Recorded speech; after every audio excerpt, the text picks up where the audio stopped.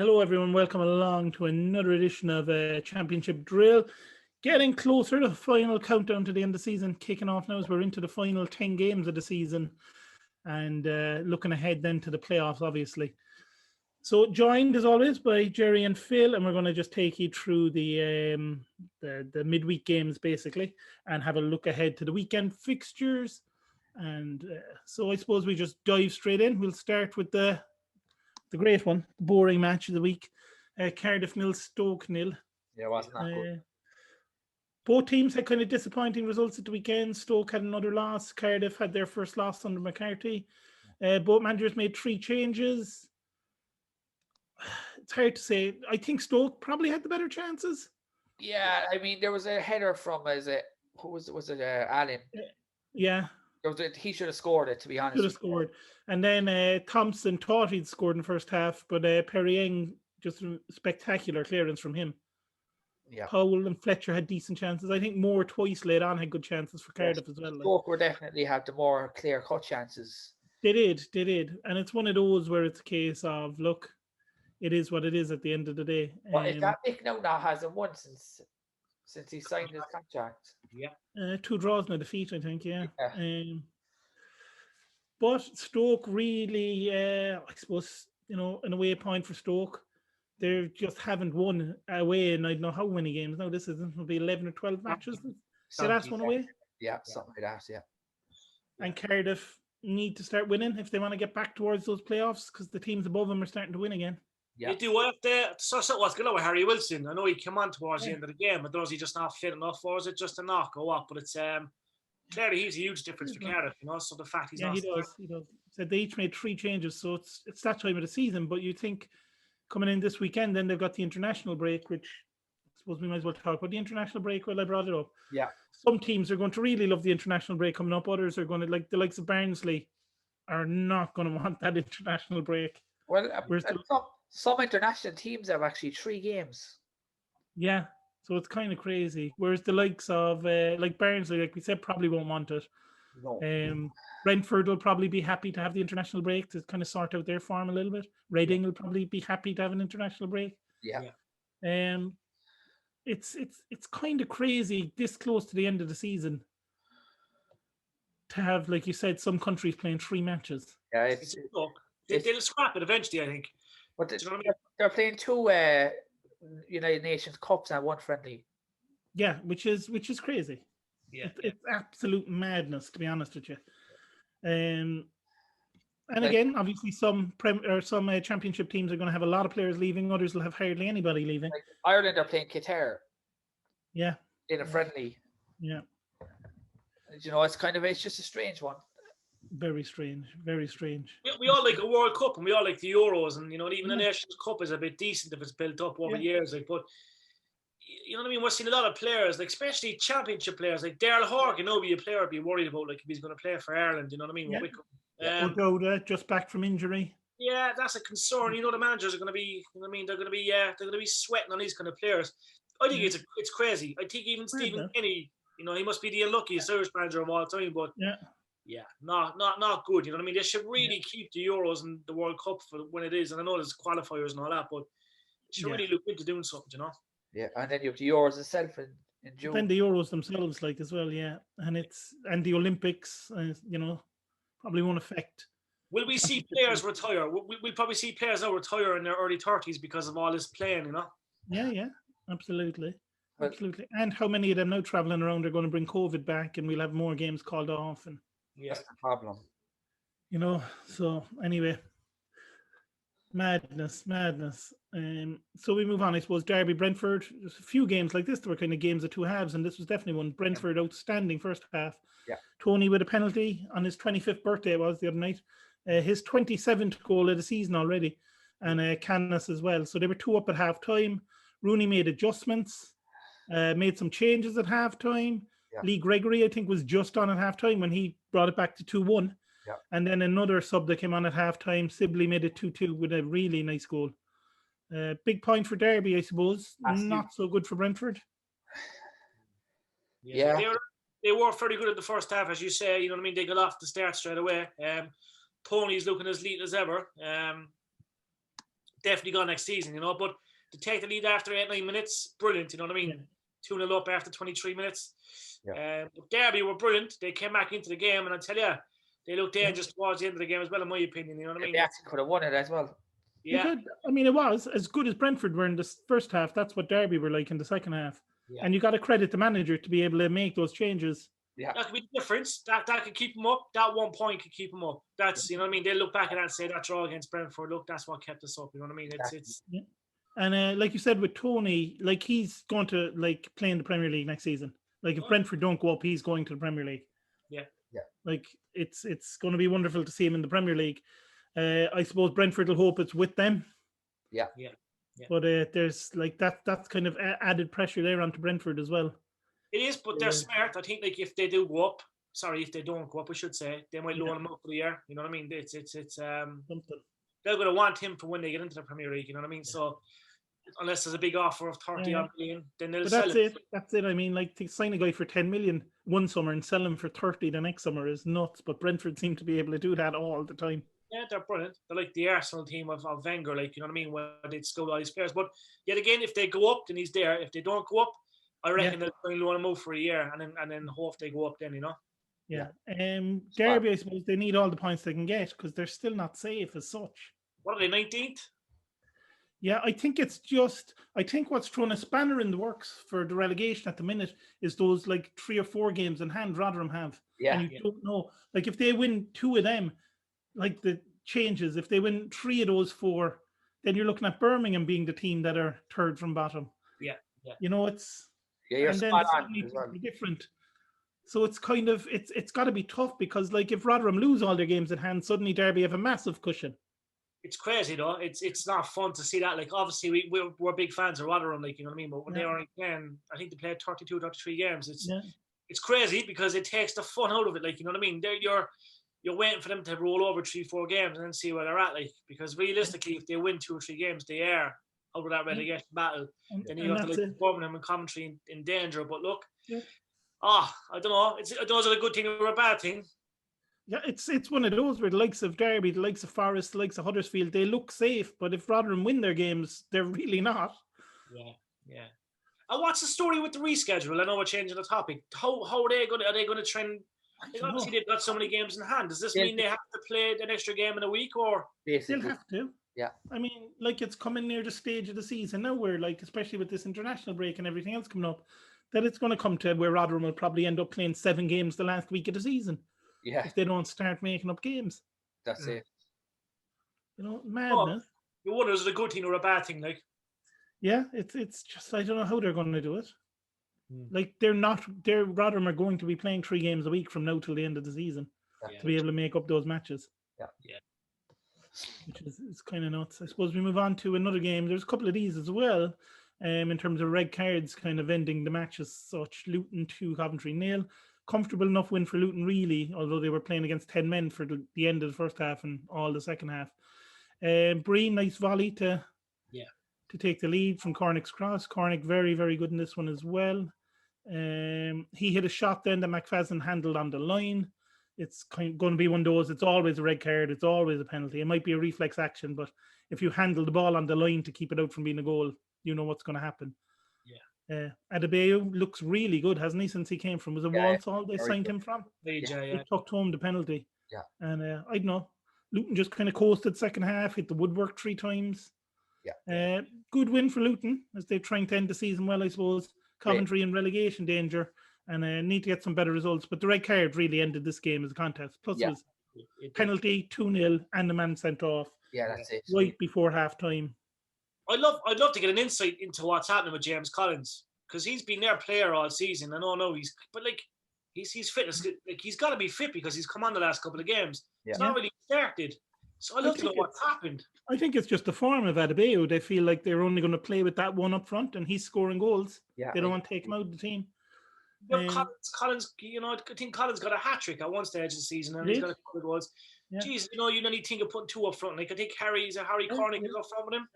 I think it's one of those too. It's one of those with Luton as well, where it's, they're safe, like, and they're kind of one of those teams. So maybe he can just try and experiment a little bit for next season and see, can I play with the 2 up front? See how that works for us in a couple of games. It's definitely something to think about and try for him anyway. If I was a manager, I'd be looking at James Collins. Honestly, I think he's a great player. I've seen been watching the highlights all season in the Championship. He's a good striker, lads. Yes, so I'm shocked. I really am shocked he's on the bench. But look, in the Irish squad as well. Did he get picked? He did. I mean, he's one of those players. He just doesn't score as many goals as he should. But if you throw him up there with someone else, he's a handful. So he'll draw defenders to him and create space for others, if nothing else. Yeah. But yeah, it's a strange one. But yeah, I suppose if you were the Luton manager, I suppose you would be looking to experiment a little now, that especially after the win against Coventry, going forward, that they are like totally safe. There's no point in not trying a few things. Maybe bringing in a couple of the youngsters, see how they do. You must have the guarantee that they're going to be there next season. So, obviously, That's it. Another game. Then we come on to Preston again every week. Middlesbrough 2-0. Another game with the red card, turned on a red card here. Preston started well enough in this. They beat Middlesbrough earlier this season. They haven't done the double over them since 1972. Van den Berg had a good shot that hit the bar early on, but 2 minutes after that, Balassi put in a cross, and under absolutely no pressure, Story sliced the ball into his own net. Own goal. I mean, it was one. Michael Dubry would have been proud of that one. He was nearly on the edge of his own box when he sliced it in. Yeah, some finish. And then Alan Brown clashed with Morsey, and the ref sent him off for raising his hand to the face. That was very harsh. Very harsh. He's since been given a 3-match ban for it because it's violent conduct, I suppose. Alex Neil then at half-time got angry, confronted the ref. He got sent off, so he's probably going to miss a game or two now as well. And against 10 men, Borough just looked really dangerous. They cut them apart, I don't know how many times. Yeah. Tavernier scored in the 51st minute, and that kind of ended the tie, really. Borough climbed to 8, 5 off the playoffs. Yeah. Preston, I don't know where they are, 16th, 17th, something like that. They're really dropping down the table. I didn't see what happened with Alan Brown, lads, but was it a fair sending off or was it a bit harsh? Harsh, very harsh. It was harsh. It was one of those where he did put his hand up, but there was nothing in it. Yeah, the overreaction. It was a Robin incident. In Cork, it wouldn't even be known as a clatter. It just it was total overreaction. But if the ref saw it as a hand to the face, he has no option but to send him off. Yeah, but the thing is, this is not the worst referee game. We'll come to it later. There was a game where the ref was shockingly bad. Yeah, there were certainly a few of them. The Wycombe game. Yeah. I mean, this was a poor decision, really. In fact, that now Preston, who are on a horrible run since they won, was it 3-0? That seems about 10 years ago now. But I don't think they've won a game since. Yeah. All right, we'll move on to a team we talked about there a minute ago in their games in hand. Rotherham against Watford. Rotherham hammered in this one, 4-1 Watford. Watford, though, hitting form at the right time. 8 wins in their last 9 now for Watford. Yeah. Crazy one. I actually feel bad for Rotherham because they were on such good form. They were? Before all this happened. Yeah. The goals, I think Serralta, who's scored a few lately, gave them a lead with a nice header. He's from the back, he's got a few lately. Sarr made it 2-0. Seamus Volley made it 3, and that was kind of it, really. Yeah. Rotherham had a go in second half. They missed the penalty. Really wasn't a penalty. Yeah. There was kind of justice done there. 7 minutes later, Ladapo scored, so it was 3-1. But then Gosling scored straight away, and that was it. If they go down, Lapado's going to go to someone else. He's really good, and the goals he scores are insane. Yeah. Great. I think, as you say, you know what I mean, that Watford team are brilliant, but Dan Gosling, lads, he's still going strong. Yeah. Unreal. And he's actually not that old. You think he'd be close to his 40s? He's around so long. Yeah. He's one of those. He's early 40s. Yeah. Crazy. Yeah. All right. But if you think of Watford, Brentford drew. We haven't come to Swansea yet, but spoiler alert, they lost. Yeah. So with Brentford drawing and Swansea losing, huge result for Watford. Massive. 1 win and 7 for Rotherham. So even though they have all those games in hand, they're not in good form. Plus, they had no manager. He was self-isolating because he'd been in contact with, I think, 3 players had the virus. And we don't really know what effect the virus is having on people in terms of top athletes, in terms of how it's affecting them when they come back from it. Yeah, so, it's going to be interesting to see, what happens with Rotherham in their games in hand because they're not in good form. Yeah. It's tricky, as you say, when the players do come back after having the virus, they're probably paranoid in case, you know what I mean? Oh, he's not, my fellow teammates not coming near me, you know what I mean? Plus, like anyone who's ever been, you know, sick with anything to do with the lungs, whether it's been some flu, a bad cold, a chest infection, it knocks it out of you for a few weeks. And like they need to be the fittest of the fit. Yeah. And that's got to take an impact on them that way. That's it, exactly. So we'll wait and see. But Watford flying at 8 wins in 9 games. That's some run of form they're on. Yeah. But we'll come to Barnsley later, who can better it. So we talked about Swansea losing, so we might as well go into that. Bournemouth 3, Swansea 0. The luck maybe turning for Swansea. This is the poorest I've seen him. This is the poorest I've seen him in a while. Yeah. Bournemouth could have scored a few more, but didn't do better, like some good positions. I think Bournemouth had ridiculous number of shots, not many on target though. Danjuma is great form at the minute. Yeah, unbelievable. Really, really good. Billings scored early with a nice volley. Then there was no own goal. And then Bournemouth were 2 up. Awful marking though for the first goal. Yeah. Even though it was a nice finish. There was no one there, yeah. There was no one near him. He was like totally unmarked. And that's just not really acceptable for a top team. No. I suppose Swansea pushed for a goal late on. Whitaker forced a couple of saves from Begovic. Bournemouth had a few chances. Stanislas and Solanke both on the break. And Danjuma then deserved a goal and he got it with 3 minutes left. And that was it. Like, keep their playoff hopes alive. Especially with, like, I know you were calling Reading to have a dip, and Reading are the ones that look like they might be in poor form. Swansea will need to bounce back. Yeah. Yeah. And they're playing Cardiff at the weekend. Yeah. Yeah. It's going to be some fight between Watford and Brentford and Swansea for that second place. And the final game of the season, Watford are playing Swansea. Yes. Oh. So that could be a huge one. A huge one. Yeah. You know, what's the gap right now? 3 points, is it? Something like that. I think Swansea have a game in hand, and then Brentford are right behind them as well. Like, so it's going. Brentford have lost like 19 points from winning positions this season. Yeah, nuts. That's crazy. But yeah, you look at Watford, the 8 wins and 9. They're the form team out of those 3. Yeah. But again, the international break is coming up, and we've seen that derail sides before. Yeah. Exactly. I suppose. I think quickly move on. That's where Reading's won derailed the first time. It did when they were flying it. We move on. Suppose Forest, Norwich. Not a lot to talk about in this one really. Forest didn't get going. I think the manager even said it for the first 20-25 minutes, and by the time they did get going, they were 2-0 down. Pookie and Dowell with the goals, Rupp both assists, and I think Graben had a good chance in the second half that Krull saved. And the second half kind of fizzled into nothing. In this one, it just they've been immense all season, Steve. Credit where Stu. I'm finally going to give Norwich the credit they deserve. They've been brilliant, absolutely outstanding. Yeah, 10 points gap with 9 games to go means they only need to win 6 of the last 9 games to ensure they go up. Yeah. And that's assuming Watford and Brentford and Swansea, or at least 2 of those 3, win all their games. Yeah. They'll be dangerous in the Premier League next year. I'm telling you, like the way they came down. Like, you know what I mean? You got Pookie, he's still doing the job. Lucas Rupp, you know, it's Skip, Aaron, you know, Dowell, you know, they're Ida's coming up the ranks, you know what I mean? Krul's being immense. They're unbelievable. Yeah. And for Forest, though, they've not won in 5. They're 9-point cushion over Rotherham. But again, if Rotherham wins some of those games in hand, the cushion's only 3 points ahead of Coventry and Birmingham. Yeah, exactly. So it's down at the bottom. Those games in hand for Rotherham are going to make some difference to who ends up in those relegation places. QPR Millwall. Mad London derby, this one. Another game of 2 halves. Really good game, unless you enjoy defending, because it was awful in this match from both teams. The QPR manager said we were like school children in the first half. It was unbelievable. Wallace put Millwall up early with a nice finish. A scissors kick from Bennett made it 2-0. And they looked pretty good. Defending was awful. Then the second half, QPR woke up. Austin, good header from the cross. But again, Millwall usually defend way better than that.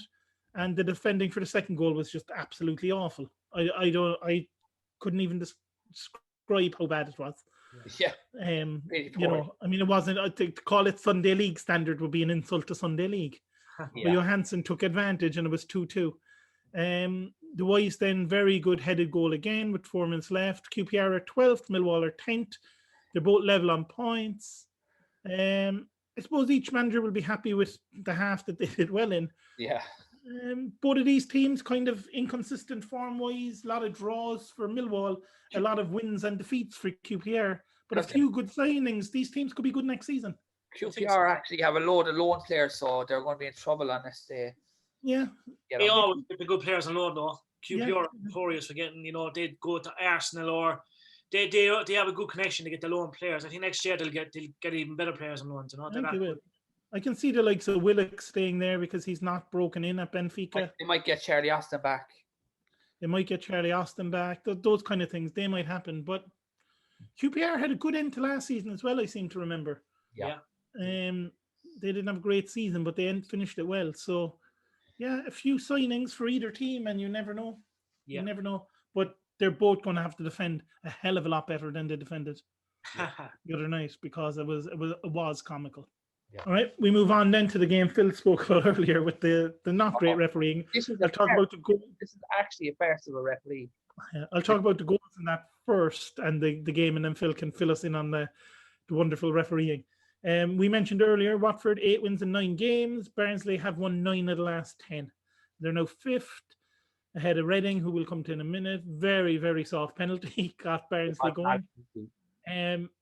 A tiny tug. Maybe he pulled on a loose thread on the jersey.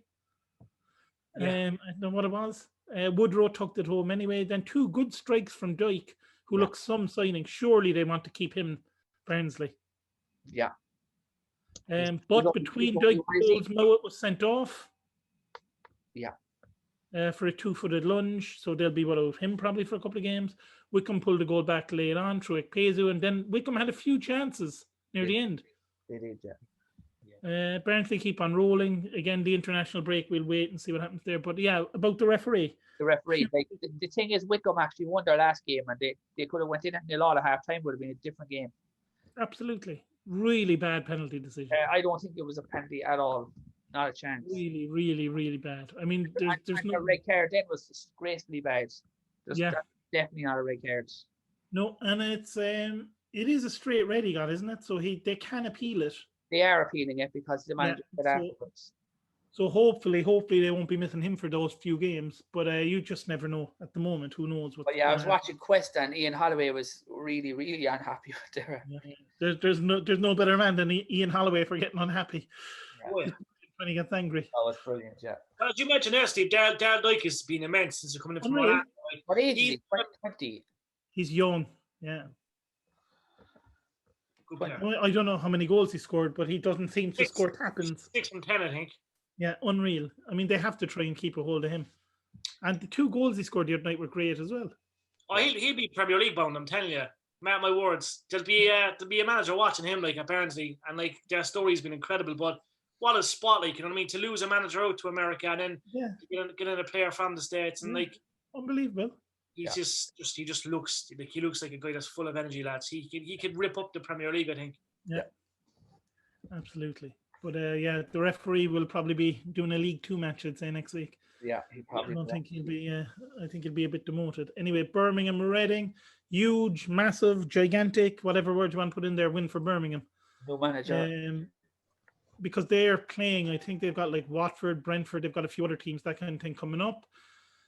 Boyer had only been there 24 hours. He made a big change. He put the target man, Djukowicz, back up front, and he scored after 4 minutes with a header. Strange game. All 3 goals were headers. Yeah, I don't think that first goal should have counted. No. We can come to that in a second. Mite then, his second goal since he's come back from injury, made it 1-1. And then a powerful header by the captain, Harley Dean, won it for Birmingham. Huge win in their battle against relegation. Unreal.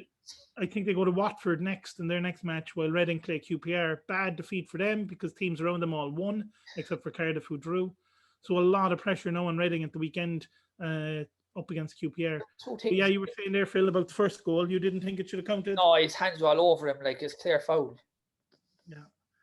And he's big man, strong man. He doesn't need to be doing that too. But then their winner really, Ian Holloway got really upset because apparently he's a crank kind of shrugged in his last interview. He shrugged like 30 times. Yeah. And then your man was mocking him. His captain was mocking him after the Yeah. You see that? No. But that's a bit of just like team spirit. Holloway was probably upset that he was having to go with the manager. Well, it was more of like the players couldn't wait to see him gone. Yeah, I don't know if that's the case at all. I think that's just making fun of the manager because a big deal was made of him shrugging all the time. Yeah. So I think it was just, the captain scoring late on, massive win. I think he just did that for, bit of team morale or something. I'm sure the manager doesn't think anything of it. Yeah. I think he lost the players, though. He had no choice. They had to get rid of him. Yeah. But it's a little bit disrespectful, I suppose, on the manager. But, who knows? Who knows? What I really liked Lee Bowyer's, after press conference, he was very good. Yeah, and I mean, he's a player who's been there, done that. Attacked people in nightclubs, all that kind of thing. They might stay up. Yeah. No, look, I remember he was on the brink of joining Liverpool many years ago, but look, he looks like a manager now. He's been cautioned for everything possible in the cities of Leeds, Birmingham, Manchester. He's a good boy, but no, look, I think he's really done well at Charlton. He did. There was a time he was going to get sacked at Charlton, but look, he turned things around and they've done well. But no, I think the fact he's a past Birmingham player, knows the city very well, inside and out. I think he'll do very well there. He will. He's one of these strange ones because there's a few of them left around, but he's one of them that was like one of these players that you see from like a 16-year-old, and now he's a manager. Sign we're all getting old, I think. I tell you, he was a decent player. There's no doubt about it. Like, he's only 43, maybe 44. He's had a great career, but as you say, Charlton, he was at Charlton for 3-4 years. He's got one international cap for England. But look, I generally believe that he can do a good job at Birmingham. If he keeps them up, then he will. They'll be deadly next season. And I want them to stay up next season so we can all go over to a game as well. That's. I think they'll stay up. I really do. Hopefully. Again, the international break will be big for them because it'll give him a chance to work with some of the players who don't go away. Yeah. Then we come on to last two games that I suppose we have to talk about them. Blackburn 0, Bristol City 0. This won't take long. Armstrong and Wells had good efforts. Holtby put one over the bar, and Dediu hit a great strike that Kaminsky tipped onto the post. Other than that, nothing at all happened in this match. Blackburn have won just once in the last 11. But they've stopped the rot of losing now, though. That's. They did. They sit 15th. Not great. Draw for Bristol. 3 wins and 6 though since Pearson took over. Is a lot better. Just a terrible match. Yeah, I think they just need to get to the end of the season. Bristol, 2 teams that just need to. That's what it was, wasn't it? 2 teams that really just nothing to play for. We're not going to do too much and cancelled each other out a bit. Yeah. They just need the season over, basically. They do. Blackburn, again, they're 15th. They'll want to climb a little higher than that before the end of the season, I'd imagine. With Harry, the Liverpool player on loan with Blackburn? Oh, Elliott, yeah. Yeah, Elliott. Would he think he'll stay? Not really. I think all that depends on what Liverpool decide to do. If Fulham stay up in the Premier League, he'll go to Fulham on loan. Yeah, it depends on what they do in pre-season, and it also probably depends on what players Liverpool let go and bring in. Yeah, like if the likes of Shaqiri say leaves Liverpool in the summer, are they going to think, look, Harvey Elliott can come in, he could play 5 or 6 Premier League games, he could play some cup matches. Yeah, or are they going to go out and sign someone else? I think Liverpool are going to make that decision more than anyone else. And he's good enough. I think he's shown he's good enough to play in the Premier League. Certainly good enough to play for Liverpool in, the League Cup, the FA Cup, the kind of awful Champions League matches where you always get the bad team, and then to, come on and play a few Premier League games here and there. Yeah. But it's always a tricky one when you have a good young player because you don't want to. Ideally, they do want him in the Premier League, though. I think so. I think they'll want him there, like Jerry said. Maybe if there's not a place for him at Liverpool where he can get those games. Norwich. Maybe in Norwich, maybe like you said, a Fulham if they stay up somewhere like that might be good for him. He's destined for the Premier League. He's still only 17, 18. Look, at the end of the day, he's done well at Blackburn. They've gone quiet. They've dipped in form. Even Harvey Elliott's dipped in form a bit. But look, he's it's going to happen when you're tired and you've nothing to play for. It's hard to get up mentally, I suppose, as much as anything else for these games. Then the last game, Sheffield Wednesday, Huddersfield, 1-1 draw here. A very, very, very, very, very, and I couldn't put enough verys in there, scrappy game. I feel sorry for Sheffield Wednesday in this one. Yeah, but there was no surprise really that this ended in kind of a low-scoring, boring, drab match because Wednesday have lost 9 games in 2021, which is the most in the league, while Huddersfield have only managed 10 points in 2021, which is also the lowest in the league. So, not many wonderful chances. 2 teams low on confidence. Wednesday the lead. Huddersfield created very, very little until Sarr hit a free kick. The keeper spilled it, and it just bounced off Patterson, who was backtracking and went in. That was very unlucky. Very, very unlucky goal to give away. Poor game, and really a bad result for both teams. A draw is no good to either of them. Oh, definitely. Terrible, terrible match. Wednesday in real trouble now. Yeah, I still think they might stay up. There's a chance. You look at Coventry really need to get a win in their next few matches because they are really sliding. Well, look, we have our favourites and we have the players that we want to, not the players, the teams that we want to go down and stay up. But look, plus we want to go to the Sheffield Derby next season. Oh Jesus! Fish and chips in the stand, Jesus. Yeah. That's it. So hopefully Phil's right and they can somehow get out of there. We have that derby match next season. We really want that derby match. It'll be great. It'll be awful for the city of Sheffield if both teams were relegated. Oh, it would be a disaster. Yeah, so we'll wait and see. Or maybe it'll be both sets of fans will be at least the other one got relegated as well. Yeah. So your favourite goal of the week? I think Derby's second goal. Nice goal. It's not even that; it's just the importance of it as well. Yeah, and likewise, that's why I'll give it to Harley Dean for his late winner for Birmingham. Again, he was just captain, determined to get the winner. Player of the week. There was a few good ones. Pookie, I'd say. Pookie for you. See, Ivan Toney looked brilliant as always. Toney was good, yeah, and I'd probably go with Dyke, just his 2 goals. Team of the week or team performance of the week, really, as it would be? Probably Norwich. Norwich, yeah. I'm going to be cheeky and say Derby's comeback, lads. Yeah, I'd agree with Jerry. I think Derby's comeback or QPR's comeback, but I'll give it to Derby because they were out of that game. Yeah. And the shock of the week? Probably. There was one. I suppose you have to give, like, if there is a shock of the week, even though new manager syndrome and all that, Birmingham just don't win at home this season. And they were playing the team who were 5th going into the match. Yeah. So I'd give it to that one. Yeah. No, you're after, I suppose, yeah. Definitely. But I did predict that little dip, though, with Redden. Yeah, I think so. And then Phil joined you. I'm not there yet, but we'll wait and see. I still think they'll hold out. So fixtures, all fixtures this week are on Saturday. There is one afternoon kickoff, and for some unknown reason, I haven't looked into it, only 22 of the 24 teams are playing. Down on the fixture list, there's no game that was scheduled that's been called off, so I have no idea why there's only 11 fixtures instead of 12, and there's no game Friday. Well, there's no Rotherham. Rotherham are playing again. Rotherham are playing their way to Bristol City. We'll come to that in a minute. So anyway, Brentford, Nottingham Forest is the afternoon game. How do we see that one? Brentford. Yeah, I think a home win. Yeah. I'm gonna say Forest, lads. Forest, you have that feeling? Yeah, I just looked at it like, 12:30 kickoff. That's it. You never know. Barnsley, great run of form up against Sheffield Wednesday. Could this be a potential slip up for Barnsley eventually? Barnsley all the way. Yeah, they're playing beautiful, lads. If they win, I wouldn't be surprised if they finish second.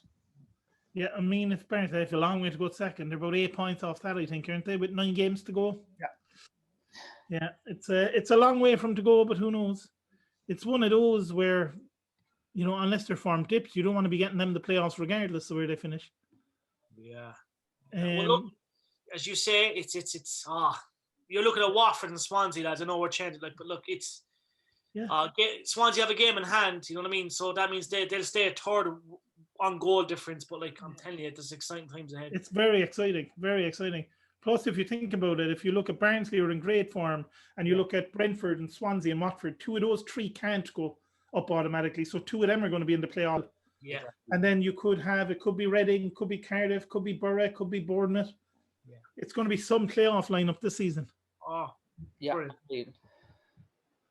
You know, so it's crazy. Move on then. Bristol City against Rotherham. Rotherham, like we said, 1 win in 7. Bristol City a bit better under Pearson. But with nothing to play for, is there a chance for Rotherham in this one? No, Bristol City. Bristol City? Yeah, I feel Bristol City as I well. think Rotherham's hotness now is gone. Yeah, I think Rotherham might scrape a point here just because, again, they're fighting for their lives and Bristol City are fighting for nothing. Yeah. I think the first goal in that one is crucial. I think if Rotherham get it, they'll go on and win. I think if Bristol get it, Rotherham might collapse a bit, all right. Yeah. So we'll wait and see. But I'm going for 0-0. Coventry City against Wycombe. I want Wycombe to win, but it'll be a draw. Yeah. Coventry needs something. Yeah, I think Wycombe will win this. Yeah, I think Coventry at home, I think that's be the one that helps pull them away a little bit. Millwall, Middlesbrough. Middlesbrough. Yeah, just about, I'd say 2-1.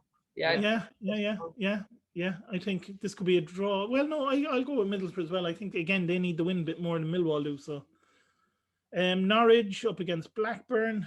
3-2 to Blackburn. It's going to be a close one. If Blackburn are at home, I'd just like to say Blackburn, but no, Norwich. 2-1. I think 1-0 Norwich. I think they've had so many of them this season. I think this will be another one. Yeah. Preston home to Luton. Preston. I'm going to say Luton. Luton don't score away from home, but they could be a 1-0. Yeah, 1-0. Yeah. I'm going to say Preston. I just hope, yet again, it'll be an honour to go see them play finally in a couple of years. But look, I want to see them win, and I think they have to win this game. I think I'll go with Preston as well. Like getting low scoring game, I'd say in this one though. Yeah. Reading QPR. QPR 1-0. Yeah, it's a draw. I think a draw as well, and that's not going to be great for Reading. Stoke against Derby. 2 teams that probably thought they'd be up near the top of the table. Oh, Derby. Yeah. Yeah, Stoke just don't have the firepower, lads. They just don't have it, and they will have it next season because obviously O'Neill came in. But look, I'm gonna have to say Derby as well. Yeah. Yeah, I think a win for Derby. Watford against Birmingham. Birmingham. Oof. Who do you think there, Phil? I'm going to say Watford. Watford, I think. I'd say Watford. I think a draw. I'm going to go for a score draw, 3-3. Exciting match, and finally then Swansea Cardiff. Jesus, that's some game. A draw. Yeah, we've got it there. I don't know why it's not on TV. I really don't. 2-1 Cardiff, I'm going to say. But it's usually on, don't it? That game's usually on TV. Maybe it is. Maybe it will be. Maybe it's a Saturday evening kickoff. Maybe it's a 3 o'clock that they're going to show. Look there, see what time it's on at. Yeah. They're surely going to show it at 3 o'clock anyway, regardless, on one of their channels. Yeah, you like to think so, like. Yeah. Big game, big game, like, and 2 teams that are actually playing for something in a derby match. Yeah, it is 3 o'clock. Yeah. Oh no, 5:30 actually. 5:30, so it will be on, I'd say, on TV. So, big game because Swansea will already know what Watford and Brentford have done going into it, and Cardiff likewise will know what the teams above them have done. Big derby. I hope it's played even without the fans like a proper derby, this one. Yeah. And I'm going to go for, again, a mad result. I think it's going to be like 3-2, one way or the other. I don't know who to pick, though. I'll go with Cardiff. It could be a high-scoring draw, I think. Yeah. I'm going to, It's hard to call because they're both going for something, but it's got that derby feel to it, and I don't know. Big Mick all over. 2-1 to Cardiff. Could be. Yeah, I'm going 3-2 Cardiff, and Phil's going for a high score draw, so it's probably banker 0-0 if someone's doing an accumulator at the weekend. So that's about it, guys. Thanks for listening. We'll be back again on, we'll record on Sunday, probably be out on Monday, and that'll be a week off then from us because we will have the internationals. And so we will talk to you. I don't think they're needed, like. No, absolutely not. So we'll talk to you on Sunday anyway, and we will by then hopefully have a nicer picture of the relegation and the playoff battle. So thanks everyone for listening, and do share it around and rate us and all that good stuff because that does help. Yeah. Thanks, guys. Cheers.